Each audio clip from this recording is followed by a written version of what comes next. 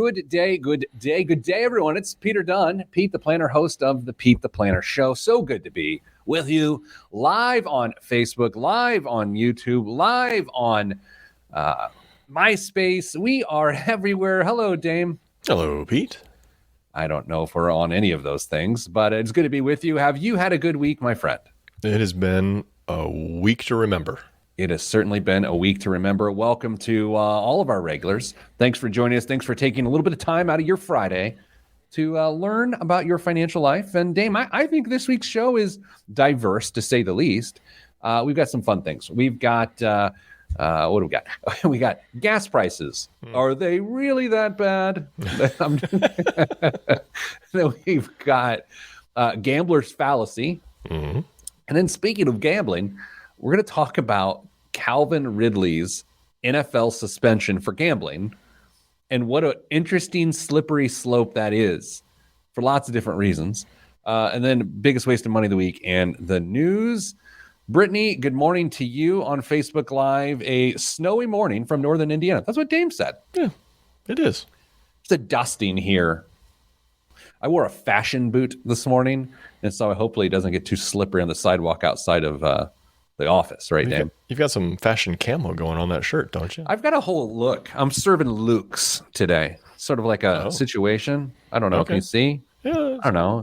Let me go a one shot here. Podcasters are loving this. By the way, I'm trying to look handsome today. There I am. I mean, sort of. Okay. It's all right. I mean, I look like the guy who's dressed poorly at a funeral. I went to a relative's funeral years ago. I mean, I had to have been in middle school or something like that.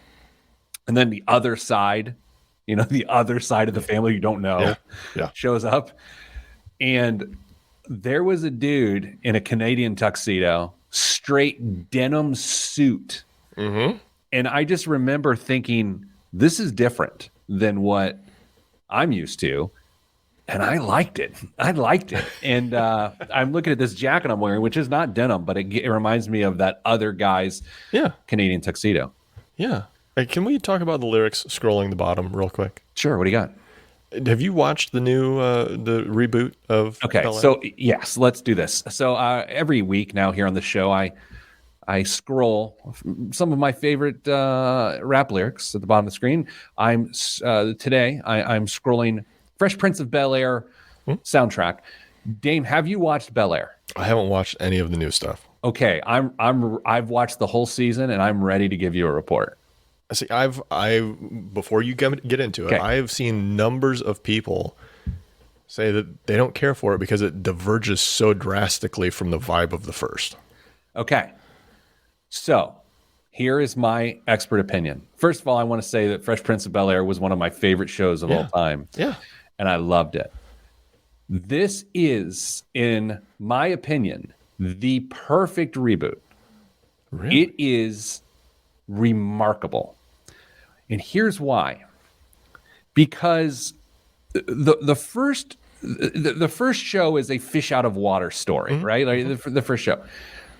What this one does is it sort of takes this look at really complex issues that teens really, really deal with in the year 2022, right?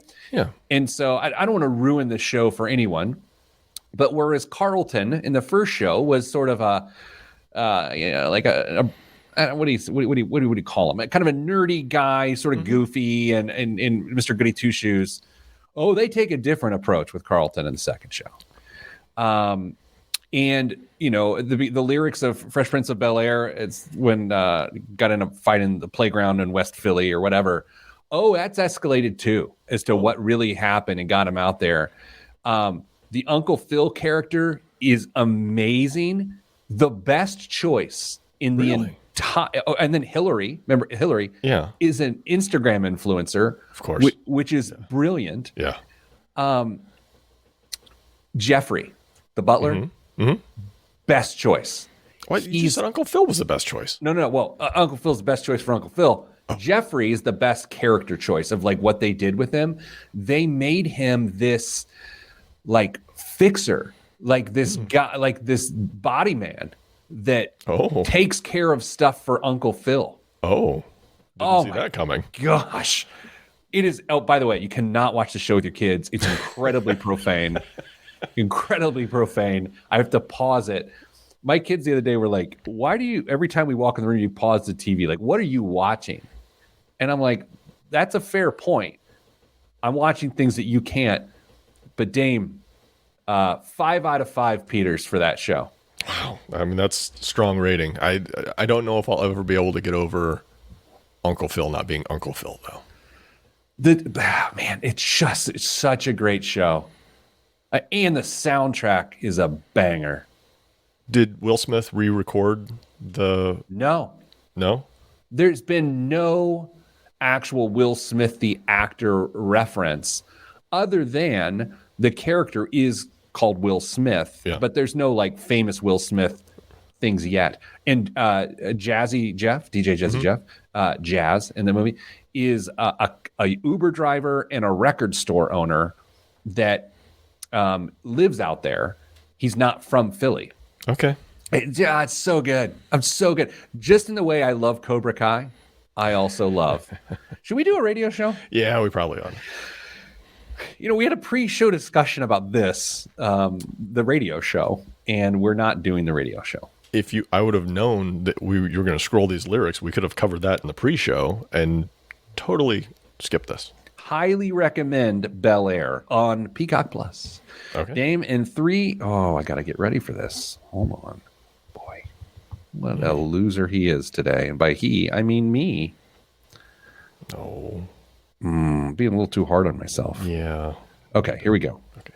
All right, here we go. 3, 2, 1. This week on the Pete the Planner Show, we answer your money questions. Here's how the show works. You email us, askpete@petetheplanner.com. That's askpete@petetheplanner.com. Damian Dunn, that is, Vice President of Advice at Your Moneyline. Hello, Damian. Hello, Pete. You're our co-host, it turns out. Yeah, occasionally. Dame, as we record this show, as we always do Friday mornings, 10 a.m. Eastern, we are reminded that today is the 2-year anniversary of COVID-19 being declared a pandemic. But we're doing better. I think there are reports out of China that they're locking back down 9 million people because of another outbreak. So we'll see what happens. So far, so good. I've traveled this week. I've been on an airplane. I've been in New Orleans. Everything's fine. But Dame, something that isn't fine is oil prices. And out of the respect to the people of Ukraine, we also want to note that we're more concerned about them than we are about oil prices. Alas, oil prices are very high, and people are upset about gas prices. So, Dame, what I wanted to do is, inspired by a friend of mine on Twitter, is I want to take the time to break down what it actually means from a financial perspective with oil prices being higher to our daily driving. Are you up for this? Yeah, let's see where this goes. Okay, so Jason Fetchner is a friend of mine. He is a broadcaster. He broadcasts out of a television station in Wisconsin now. He used to be a news anchor here in Indianapolis. He tweeted on yesterday, March 10th, the average American drives 1,125 miles each month. I'm going to pause there, Dame. I was trying to do math on my own. Grab your calculator if you have to. You and I are going to do our own travel math.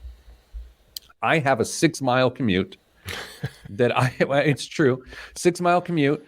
So times 2, 5 days a week. That's 60 miles a week. And I'm going to go with 4 weeks. So that's 240 miles is my commute. And that's not bad. I mean, how many more miles do you think I should stack on for the weekends? It's not like I drive all the time. Do you think I should add another 500 miles for the other 10 days? No, I don't believe that would be reasonable in your case, but you are, I'm going to add 300. I'm going to add 300. Okay. Because we're taking the kids to the game. So I just multiplied that. So that's not great. I'm at 540 miles-ish a month is where I'm going with my car. And Mrs. Planner is probably less, although she's running just like a mile here, mile there. So I'm going to say as a household, we're at less than 1,000. Yeah, 800. Wow. Okay. My household, myself, I bet I am in the 1,400 mile a month category. What? Yeah. How? Lots of trips to Fort Wayne. Okay. Well, I mean, there's a lot of fun in Fort Wayne. That's why they call it Fort Fun. That's right. And my wife, my Mrs. Planner, well, she works in Fort Wayne, and she works on the far side of Fort Wayne. So I bet she is easily in the 1,400 mile. So you're going to go with 3,000. Yeah. Okay. I bet we're in the 3,000 club per month. Okay. So put a pin in that.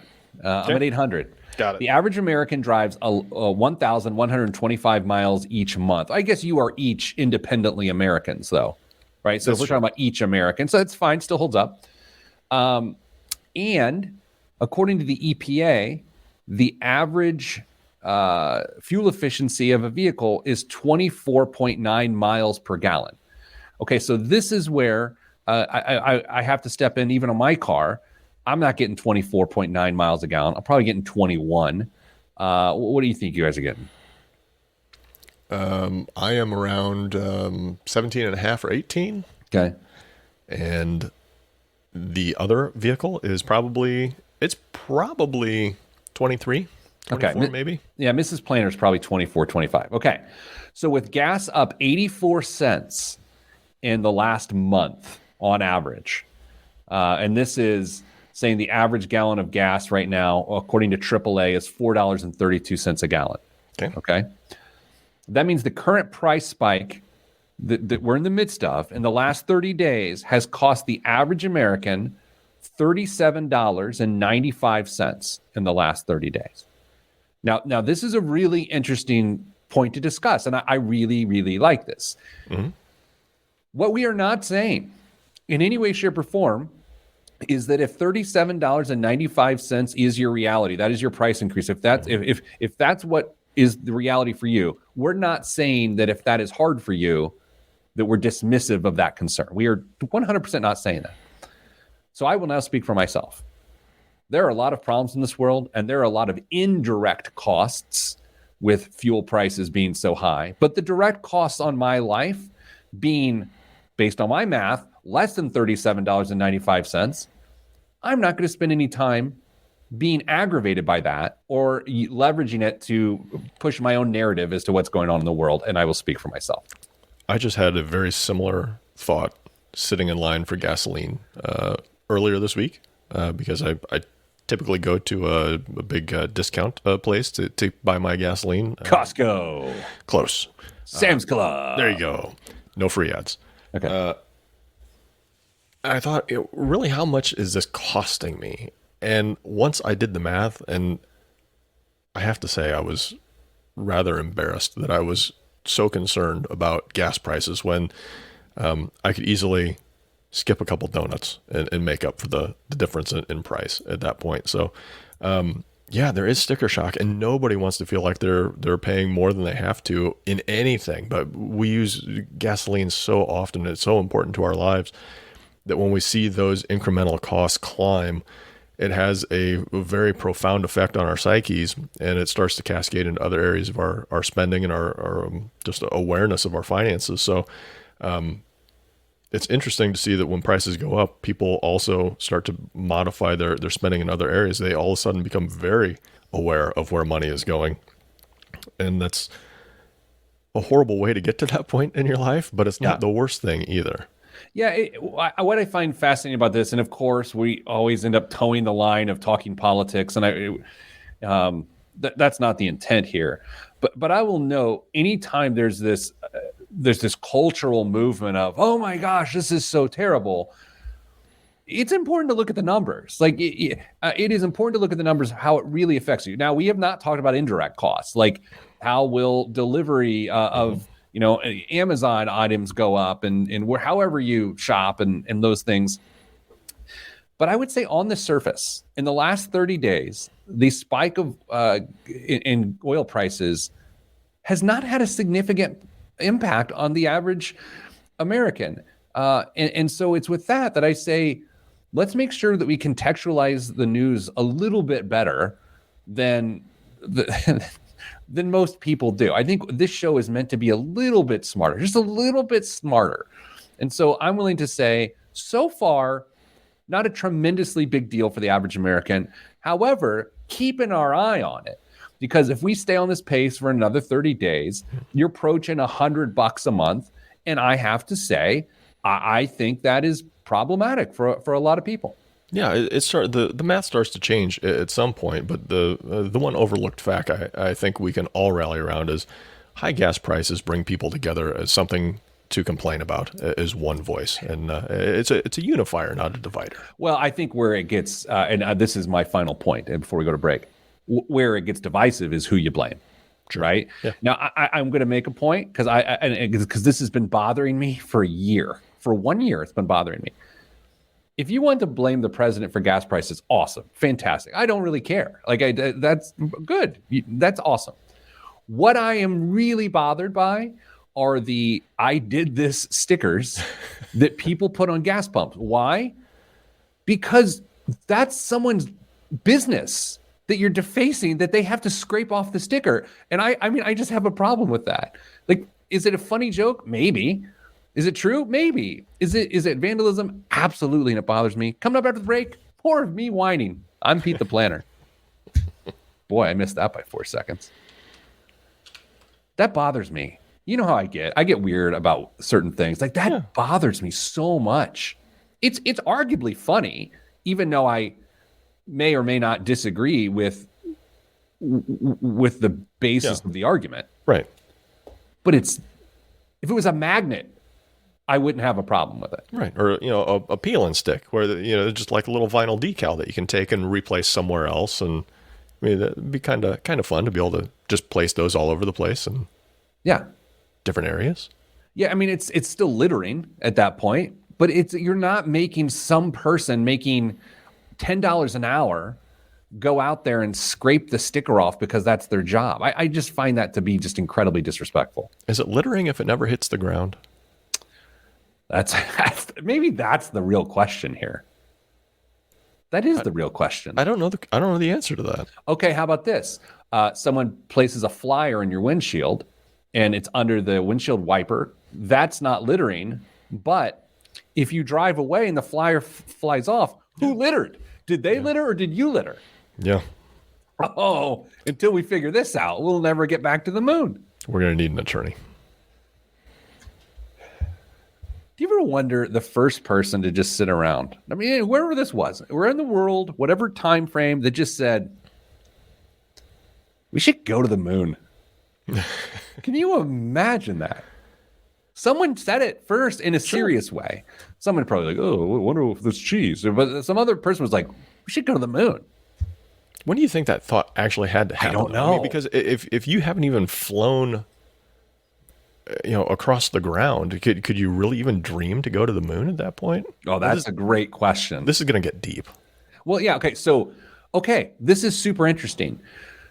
Prior to automobiles, it's hard to think that existed, right? The knowledge or the dream to go to the moon. So let's go back from there. Bicycles? No, clearly not. Well, I guess we got to go forward from there. How about airplanes? Airplanes probably started it. Closer. That is interesting. Think about the stuff that we haven't dreamed about yet. I know. That's possible.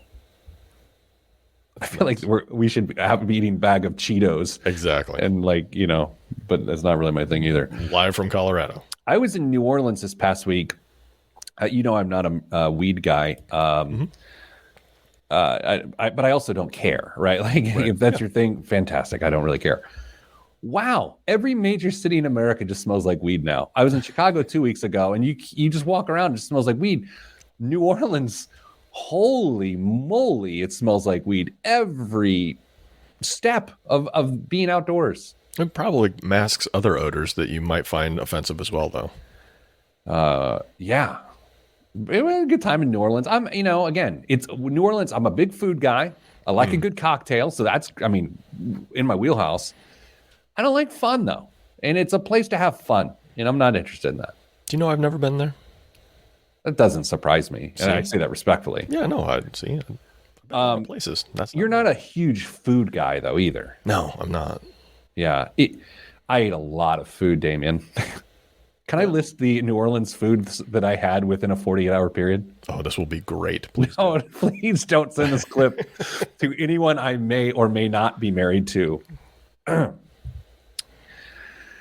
Started with a po' boy and a cup of gumbo. Then Was this at the airport? no. But the second I got to my hotel, I went and found this. Then I walked to Cafe Du Monde and had beignets. Okay. Then I mean, this was all within like 30 minutes, and so I'd had a banana in the morning. So then I was like, oh boy.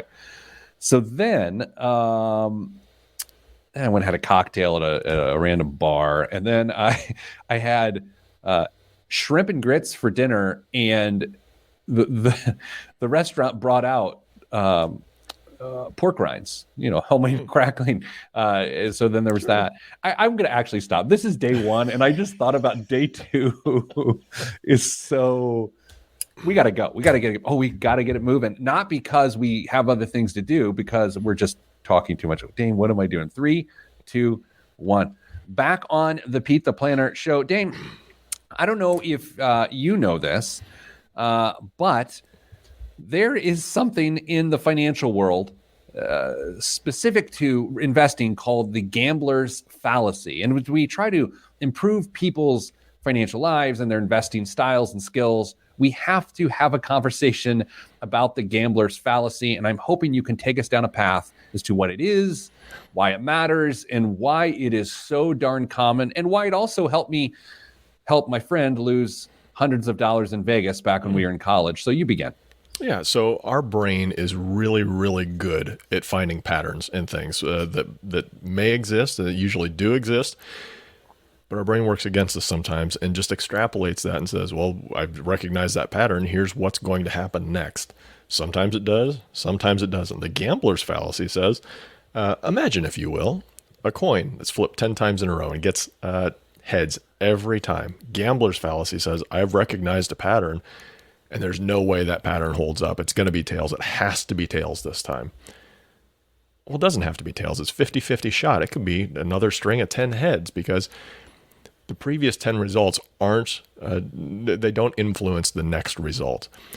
Gambler's fallacy is really close to recency bias. That's one people may be a little bit more familiar with, and that says if you see that string of 10 heads that have been flipped, it's going to be heads, man. I've seen 10 of them. It's got to be heads again. It's a nice little pattern I've identified there. Not the case. It's still a 50-50 shot. It's independent every single time it happens. Where we get into trouble is when we start identifying patterns that aren't really there, or that they are there, but they don't really matter on the outcome of the very next instance that happens.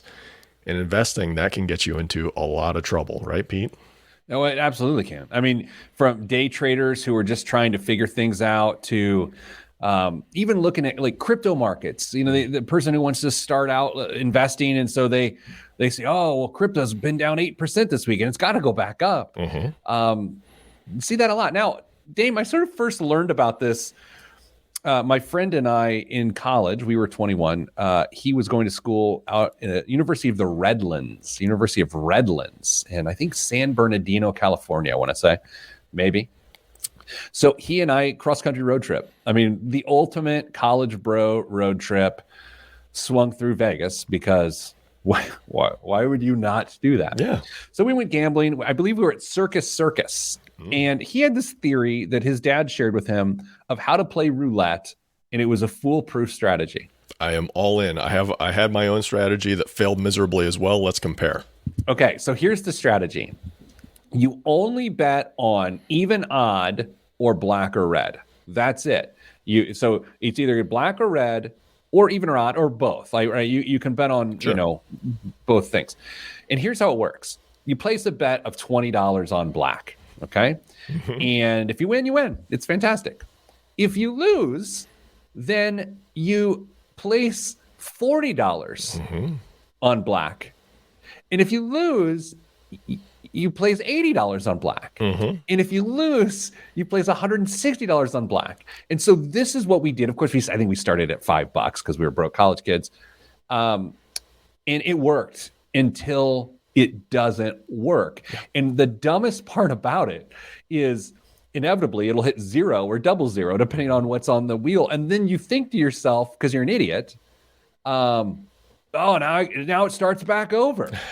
Because what you'll do is you'll say, well, I'm only betting on black if there are 3 reds. That's how you start out. You go up and you're just watching the tower and there's 3 reds and you're like, it's time. And then you put a $5 chip on the black and you're like, let's go. So anyway, my buddy was up hundreds of dollars with this stupid lucky method that is not really a strategy. But I was down. And so I was like, hey man, just hang out here a little bit longer so I can get back up. So we hung out 5 minutes longer.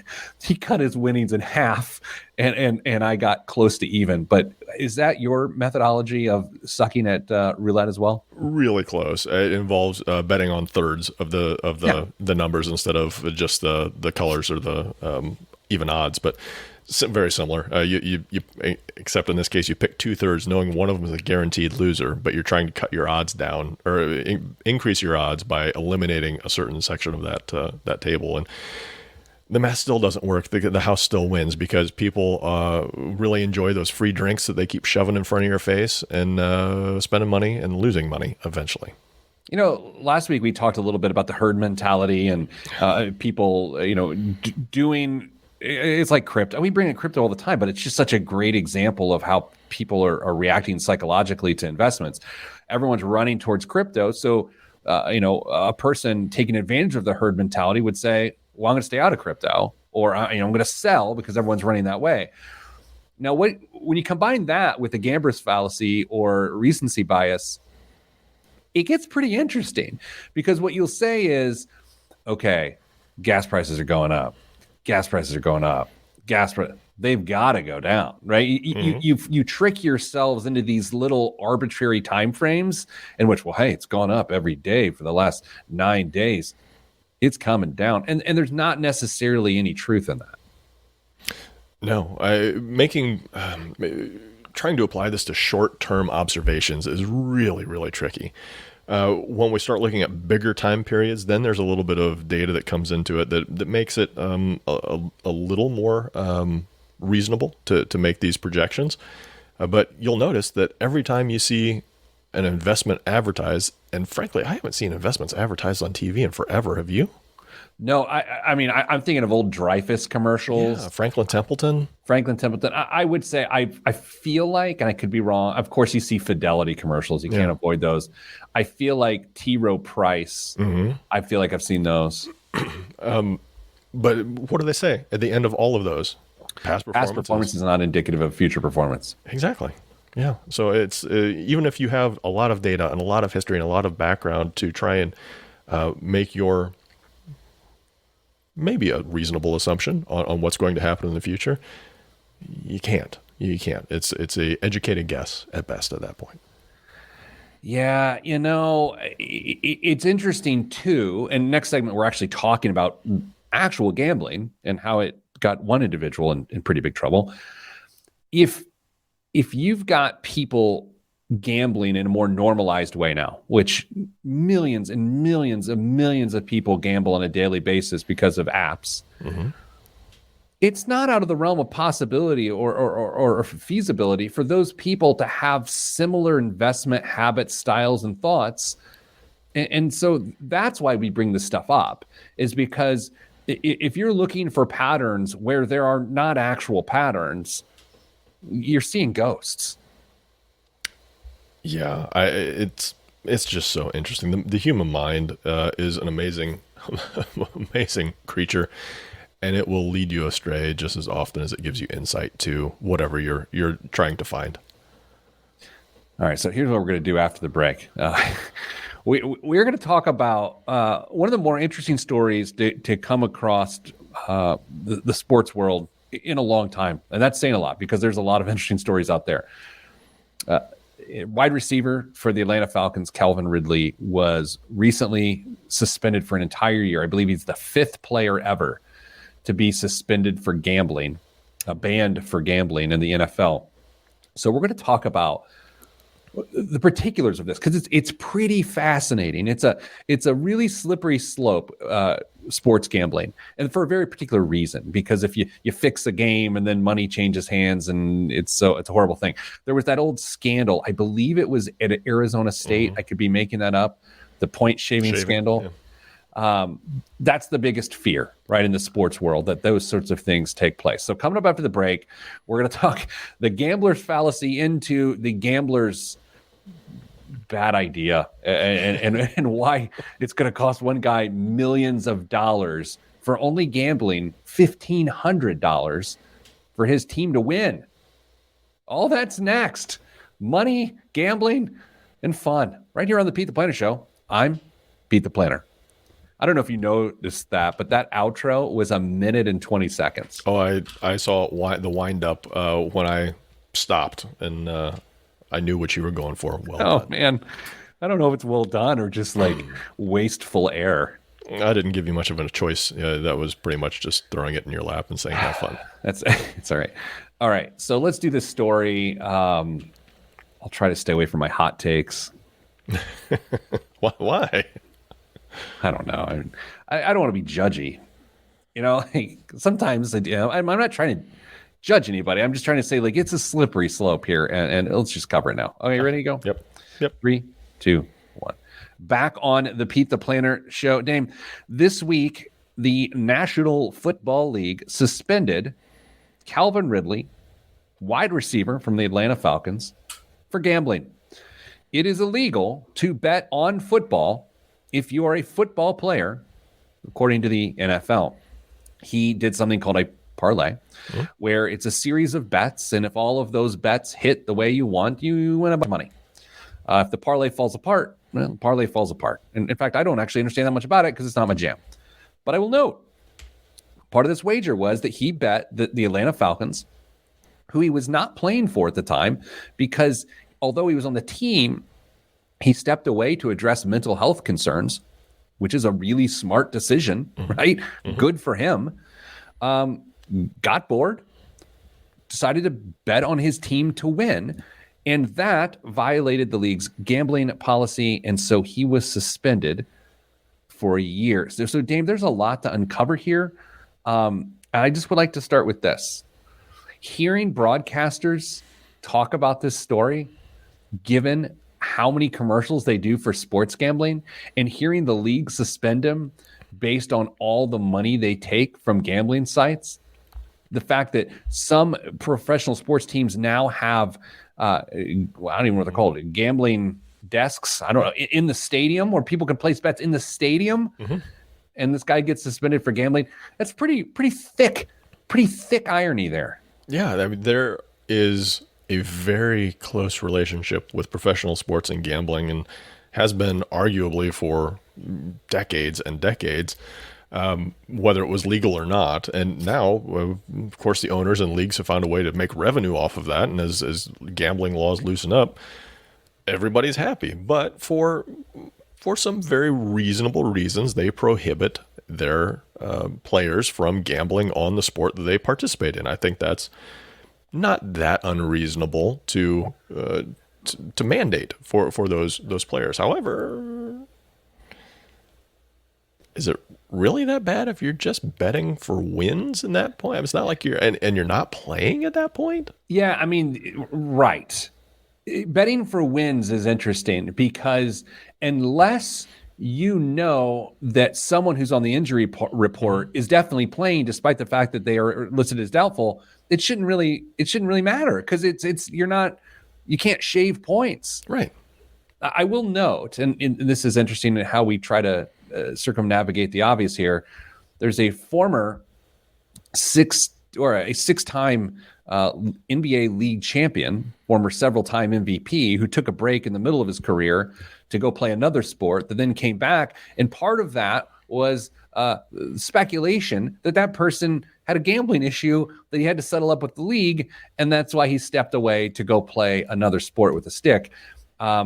So this whole concept isn't new. And I was watching on YouTube the other day, JJ Redick, who is a former NBA guard, has a podcast and show now, which is, I don't really care about the NBA that much. Fascinating show. They sit around and drink wine, like really nice wine, and he interviews a player, and they just talk about like high level NBA stuff. It's really interesting. And talking about all of the gambling that goes on team planes, hundreds of thousands of dollars exchanging hands from one city to another every night. These guys are so adrenaline fueled by what they do for a living that the adrenaline of gambling is understandably right there in their wheelhouse. That surprises me more than than just about anything else, because I can't, short of a couple other things, gambling would have to be one of the quickest ways to tear a team apart, in my estimation.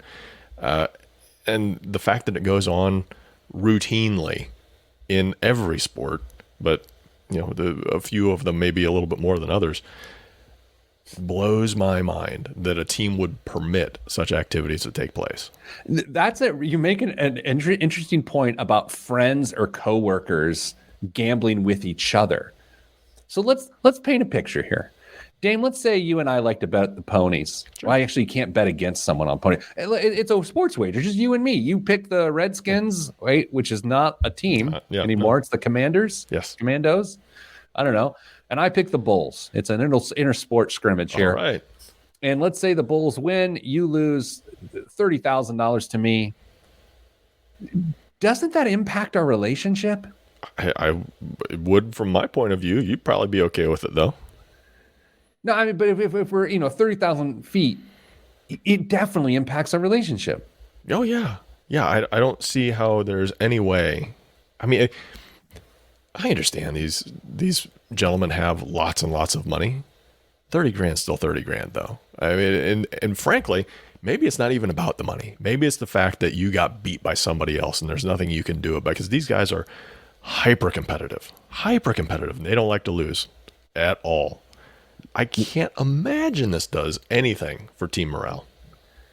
So then what happened after the Calvin Ridley suspension? But if you're tuning into, this is not sports talk, this is a financial show. Yeah. But as we examine how people invest and the popularity of gambling apps, you knew there's going to be some weird byproducts to this. And NFL players getting suspended for gambling is one of those byproducts. That's why we're talking about it today.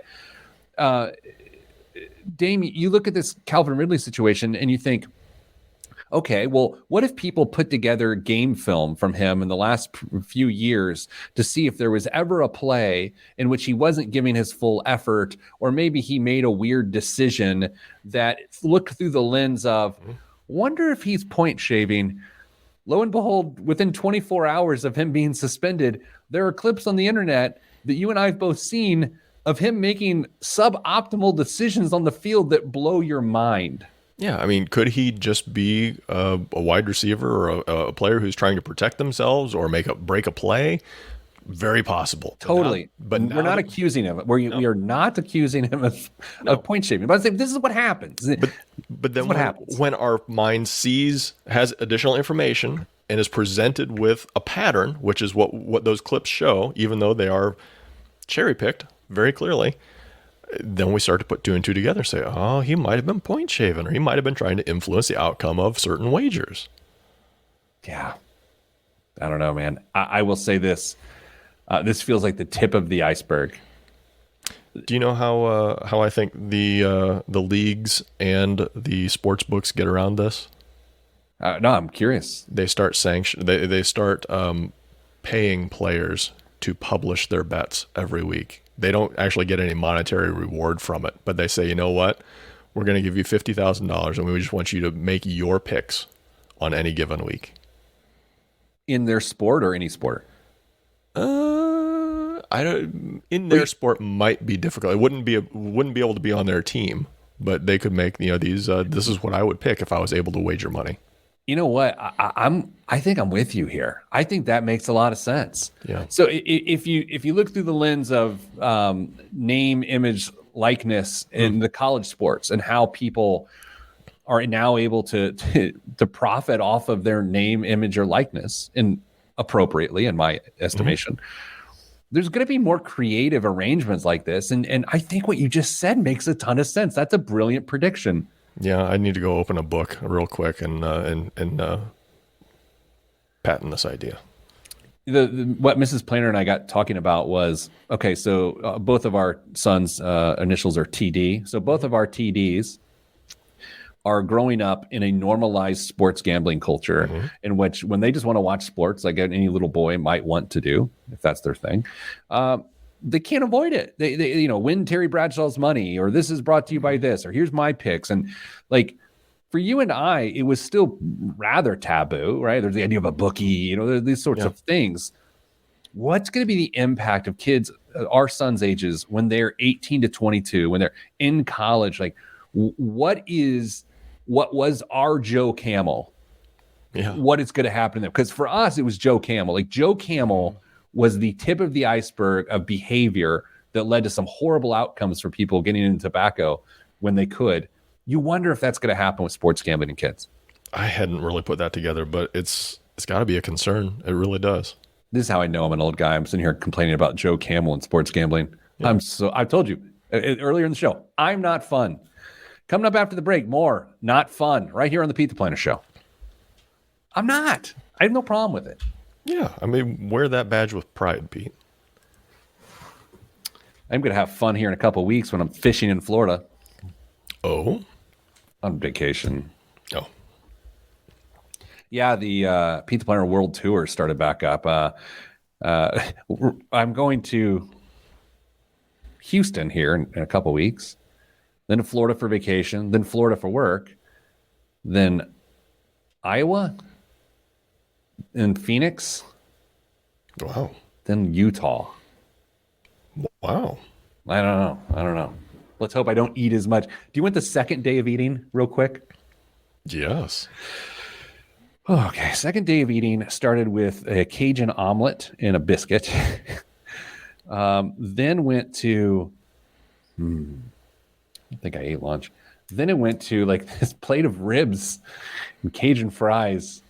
Then it made its way to some oysters, some swordfish, and some bread pudding.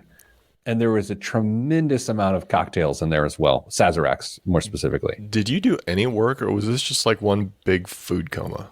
No, what's weird now, I mean, I just worked in my hotel room, and then I would go out and eat and come back and work. Oh.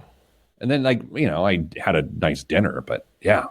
That's a good thing that Mrs. Planner doesn't listen to this. She might be upset that you just basically traveled to go eat for a while and she knew. And work in a remote location. She knows my problems. Okay. All of my problems. All right. Let's do the show. You ready for news? Yeah. Okay. A Cajun omelet, Matt asks, what is a Cajun omelet? I mean, it's I sort of said it in a dumb way. It was like some Cajun sausage, andouille, if you will. Andouille, potatoes and whatnot, lots of cheese, spicy. Spicy. Here we go. Oh, and then a muffaletta. I had a muffaletta as well. Oh, yeah. But I did have a kale salad on the side. Well, perfect. I got problems, man. I got big problems. Did you feel really proud ordering that kale salad? Like this will fix everything? I don't want to answer that. I was like, I need some roughage. Oh, man. Oh, okay. I can't believe I just admitted all that. That was like 30 hours. I consumed all that food. I did work out, though, twice. So, okay. 3, 2, 1. Back on the Pete the Planner Show. This week's biggest waste of money of the week is the Rancho Caranoso oceanfront estate. Situated on 4.22 acres in Santa Barbara, the Rancho Caranoso is a rare beach retreat. The legacy property sits on the oceanfront adjacent to the famous Loon Point surf break, secluded by mature trees. The 2,500 square foot main house features 3 bedrooms, 4 bathrooms, and a detached garage. The site is already zoned for a 9-horse stable and includes a network of private trails that leads down to the beach. On the sand, there's a private cabana for barbecues and an area to keep small boats, kayaks, and jet skis. The property also offers expansion opportunities with additional building sites to add a pool or new structures. The listing is currently held by so-and-so, so-and-so. So let me say, Dame, first of all, Santa Barbara is one of my favorite places on the entire planet. It is wonderful. We tend to go there every other year or so. But what do you think this oceanfront estate that's 2,500 square feet house, what do you think it costs? It's for sale right now. Did you say how many acres there were there? Or is that Four. Not 4 acres? 4 acres. Dame, how many acres do you got? Just almost 6.5. Okay, I have an eighth of an acre. Just to let you know, I have an eighth of an acre. You have 6.5. So do your northern Indiana math here on your 6 acres. Okay, what do you got? Translated into this? Yeah. Not very much if we're just going based on acreage, but based on the location of that acreage, $15 million. Okay, Dame's in at 15 million. Rick Swink, Facebook Live, at 41 million. Danza, listener of the year a couple years ago, 18 million. The answer, Dame, is $109 million. Is it sitting on an oil deposit? Or, I don't know. some I gold? don't know. I mean, like, look, this seems like an amazing place. I'm not hating on the property. It could be the best thing you've ever seen. However, for $109 million, like, what? It's a shame it's going to slide into the ocean someday. I'm looking at it right now online. I mean, I might lowball them. And never be afraid to offend. That's the advice I've. You know, do you want to call them on the air and lowball them? I don't think. Can we do that? I don't think they're open. Oh yeah, it's a little early because the agent's number's right here. I'm going to click the contact link. Oh, the agents are handsome. Well, of course they are. They're asking $109 million. His phone number's right here. Should we call him? Yeah, you want to get some specs on this this thing? $109 million. I'm seriously considering calling this man. Just curious. But I mean, I can't put him on the air. I think I've gotten in trouble for that years ago. I cannot do that. Well, then everything falls apart if we can't get some. I know, but I want to lowball him. But I don't want to waste his time. But like, what should we offer? Could we just record the conversation, do it off air, and? No, I don't know. I'm not looking to get in trouble. My key with our radio station, our flagship 93 WIBC, my policy with him is I'm low maintenance. Like I do not cause them any trouble. So I don't think they need me to do this. So it's with that I say, Dame, what's the news this week? Well, let's stay in this lane, Pete. A record certain percentage of U.S. homes were valued at $1 million or more in February. Oh, I love this. Okay. What percentage of American homes were valued over $1 million in February? Correct. Oh, man, this is a tough one. And here's why this is tough. Because there's such a dense population in California and so many 7-figure homes. Oh boy, this is tough. You can't swing a dead cat without hitting $1 million home in California. Oh, now Pete is going to be calling us. I'm going to miss so bad on this. I'm going to hate myself. 18%. Oh, wow, that's aggressive. 8.2% of U.S. homes were valued at $1 million or more. See, I told you I was going to embarrass myself. Which was a huge jump from 4.8 2 years ago. Wow. Yeah. I'm so embarrassed I said 18%. The top 6 metros with the highest share of $1 million homes. Okay, Los Angeles. They're all in California. So just led by San Francisco. San Francisco, percentage of $1 million homes in San Francisco. Of all the homes in San Francisco, what percentage of them are $1 million or more? 30%. 88.7. Oh. There we go. There we go. Okay. Yeah. I don't know. That even helps my point. That's unbelievable. Yeah. I mean, it puts a different perspective on real estate in your local area, unless you live in, one of those major metro areas. What else is in the news? Pete, I wanted to congratulate you on your Amazon stock split that was announced earlier this week, 20 for 1. If you'll remember, Amazon was Pete's pick for loser stock of the year this year. It was, and you and I were talking before the show on a 21-to-1 stock split. For every share you get or you end up with 20. You have 20 in the end. So let's say you have 10 shares, you end up with 20 times that, then you have 200 shares. I was reading an article that was trying to describe how a stock split works, and it said, for every share you have, they give you 19 more. So all you have to do is take the number of shares you have and then assign 19 more shares times the number of shares you have. It's like the most confusing way to explain it as opposed to multiply by 20. But thank you for the explanation. And Dame, I will say, as a shareholder of Amazon, well, a significant one, I own literally not much. I'm happy about it. As my pick for a loser stock of the year, I'm not happy about it. Yeah. Didn't do you any favors on our gambling. Yeah. By the way, it's worth noting that when a stock split happens, it is not inherently good nor bad. It is, if nothing else, a marketing ploy to make shares seem more attractive. They are not better. They just seem more affordable for more investors. So people can buy in what are called round lots. Stocks are usually traded in blocks of 100. And so what happens is when you have a $3,000 share price, to buy 100 shares, you got to have a lot of coin, right? So what they do is they say, well, let's drop the price to $115 or whatever the heck it is, and then more people can afford a round lot. And that's the theory, generally speaking, around stock splits. We had to teach people something today, Jane. Jane? That's right, Jane. Yeah. Back to you, Jane. Thanks. That's a good news lady name, Jane. It is a fantastic news lady name. Sorry to interrupt you. What's in the news, Jane? Georgia man has been sentenced to 36 months in prison. That's 3 years if you're having problems doing the math. After using COVID-19 relief money to purchase a rare Charizard Pokemon card. The Department of Justice announced the sentencing in a news release issued Monday. The man, 31-year-old, I'll not mention his name, was awarded an economic injury disaster loan for $85,000 after claiming to own a small business that supported 10 employees. These loans were created as part of Congress's pandemic relief plan and intended to be used for businesses to pay workers and rent. Once the man got the money, however, the Department of Justice said he used nearly $58,000 of it to buy a Pokemon card. You know what they got to do with all these fraudsters is they got to catch them all. Very well. Very well done.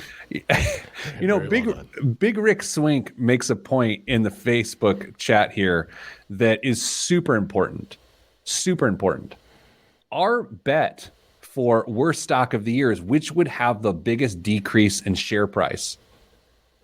Dame, with Amazon splitting by 20, I win. Yeah. I win. Yeah. I won. It's over. That's true. I'm going to have to go back and look at the rules and the fine. No, it's over. I actually won. Well, you're getting thumped in the other two, so I guess I can give you one. I'm still going to win 2 out of 3. Oh my gosh, I'm winning. Congratulations, Pete. Nice job. Nice job, Rick, for pointing that out. I'm a very fortunate person. I have a lot of fortune in my life. I've been fortunate. I'm not lucky. So to beat you with a stock split feels like it's the best thing that's ever happened to me. And my kids are fine too. It's kind of like getting that landing on that zero and betting on zero in the roulette out in Vegas. That's all we have time for this week on the show. Dame, thanks for your contribution. Singular. Everyone else, sending good vibes because good vibes are all that's in the budget. I'm Pete the Planner. That was the show. Big Rick Swink bringing it. Thank you, my friend. So he makes another. Rick's in the running for listener of the year. I'm just putting it right there. I think he's angling for co-host is what he's doing. I was listening to another podcast, Rick notes, this morning, and they were why are you listening to other podcasts? Freaking do something, Rick. I'm sorry. How stock splits really are no longer necessary. It used to be to make stocks affordable, but now most people have access to buy fractional shares. Now splits are just for publicity at this point. Exactly. Yeah, that's an excellent point. That's like you could only really buy stocks in round lots back in the day. Mm-hmm. There was a few exceptions, but now with fractional shares, it doesn't really matter. Good point. It was more expensive to not buy a round lot, so there was no reason. There wasn't no reason. It was just a big impediment to doing that. But now with fractional shares, who cares? Oh, look how handsome those realtors are. Yeah. Oh my God, these guys. The guy on the right, Eric, I bet he smells like Drakkar. I think he's probably swung a hammer in his day. He looks like he's maybe got a little construction background. And the guy on the left, Oh man, he's just so handsome. I want to buy $100 million home from these guys. He wants to saddle up to a table with you in New Orleans and share food. That's all I got. All right, Dame. Thanks for being here with us. I'm going to take these gentlemen off the screen here. Thanks for being on the show, everybody. We'll see you next week, and stay getting money.